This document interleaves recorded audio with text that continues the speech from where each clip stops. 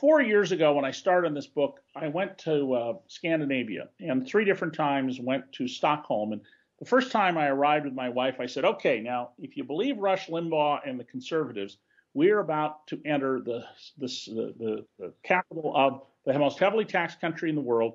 So the buildings should be falling apart. The streets should be full of potholes. There are no goods for sale. People are desperate in the streets, begging and looking for work. And in fact, we literally spent hours and hours and hours asking for help from the police and road workers and trying to find a pothole. We never could.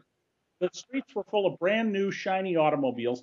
And at one point, I walked up to a dozen tourist bus drivers in Old Town who had about an hour plus to 2 hours to wait until the tourists came back. And all of them were 55 to 65 years old. They had retired from something else and either were bored or needed a little more money than they were getting. And at one point, I suddenly realized and say to them, wait a minute, you all own 2 homes or city residents in a country place? And they go, yes. And I go, I'm sorry, I'm having a disconnect here. You're bus drivers. How do you afford 2 mortgages? And the guy in the front says, mortgages? Did I tell you the bank owns my home?